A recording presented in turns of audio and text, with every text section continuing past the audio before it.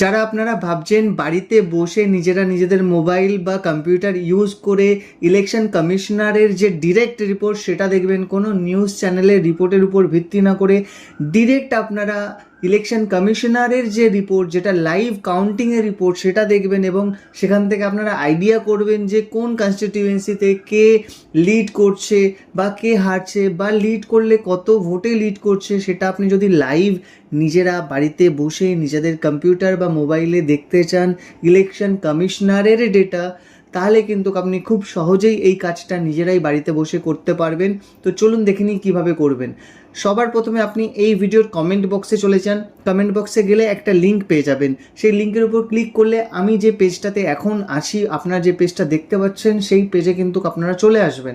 তো এখানে দেখতে পাচ্ছেন যে এসি জেনারেল ইলেকশনস বলে একটা ট্যাবের মধ্যে আছে, সেখানে অনেকগুলি স্টেট দেখাচ্ছে। একদম শেষে যে স্টেটটা দেখাচ্ছে দেখুন, ওয়েস্ট বেঙ্গল। জাস্ট এর একটু স্ক্রল করে নিচে আসুন, দেখুন ডিটেলস বলে একটা জায়গা দেখতে পাচ্ছেন, এর উপরে একটা ক্লিক করে দিন। ক্লিক করার সঙ্গে সঙ্গে কিন্তু আপনার অল পার্টি ওয়াইজ এখানে কে কত সিটে লিড করছে সেটা পরিষ্কার দেখাচ্ছে। যেরকম একটা পার্টি লিড করছে 193 সিটে, একটা লিড করছে 94 সিটে, একটা দুটো সিটে, আরেকটা সিঙ্গেল সিটে, এরকম পুরো রিপোর্টটা আপনি কিন্তু চোখের সামনে দেখতে পাচ্ছেন।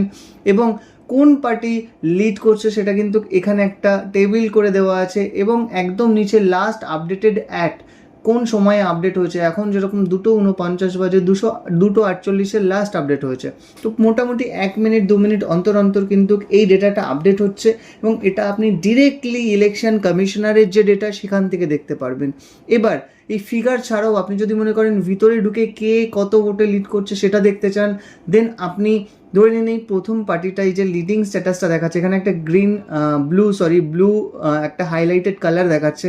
তো এর উপরে একটা ক্লিক করে দিন। ক্লিক করলে কিন্তু আপনার কাছে একদম name wise name wise figure চলে আসবে। যেরকম কনস্টিটিউয়েন্সি 1-এ একটা কনস্টিটিউয়েন্সি দেখাচ্ছে এবং সেখানে কে লিড করছে দেখাচ্ছে, টোটাল কতগুলো ভোট পেয়েছে, কত ভোটে মার্জিন আছে, কতগুলো রাউন্ড এখনো পর্যন্ত হয়েছে, মানে 19টা রাউন্ডের মধ্যে 14টা রাউন্ড অলরেডি হয়ে গেছে। তো এবার যদি মনে হয় আরও ডিটেলসে দেখবেন, এর উপরে একটা ক্লিক করে দিন। আপনি কিন্তু এখান থেকে একদম ক্যান্ডিডেট ওয়াইজ দেখতে পারবেন কোন ক্যান্ডিডেট লিড করছে, কতটা ভোটে লিড করছে, কোন ক্যান্ডিডেট পিছিয়ে আছে, কতটা ভোটে পিছিয়ে আছে, তাদের পিকচার, তাদের প্রোফাইল পিকচার, তাদের নেম, তাদের ডিটেলস নিয়ে আপনি দেখতে পারবেন। তো আশা করছি আপনারা যারা বাড়িতে বসে লাইভ ভোটের রেজাল্ট দেখতে চান, তারা খুব সহজে বাড়িতে বসে ডিটেলসে রেজাল্ট দেখতে পারবেন। এবং ইচ অ্যান্ড এভরি কনস্টিটিউয়েন্সির রেজাল্ট আমি আপনাকে আরও একটা ডেমো দেখাচ্ছি। দেখুন, এখানে একটা কনস্টিটিউয়েন্সি, যে কোনো একটা কনস্টিটিউয়েন্সিতে গিয়ে দেখাচ্ছি। এখানে যেরকম অন্য একজন লিড করছে, কত ভোটে লিড করছে, কতগুলো রাউন্ড, এই দেখুন 21টার মধ্যে 8টা রাউন্ড হয়ে গেছে। তো 8টা রাউন্ডে এই স্ট্যাটাস, এটা আপনি দেখতে পারবেন। এবং আপনি এখনও দেখতে পাচ্ছেন 2:28 লাস্ট আপডেট হয়েছে। 2 মিনিট বা 3 মিনিট অন্তর অন্তর কিন্তু এই জিনিসটা রিফ্রেশ করে আবার নতুন ডেটা চলে আসছে। তো আশা করছি আপনারা খুব সহজে এই জিনিসটা বাড়িতে বসেই করে নিতে পারবেন। এখনও ভোটের কাউন্টিং চলছে।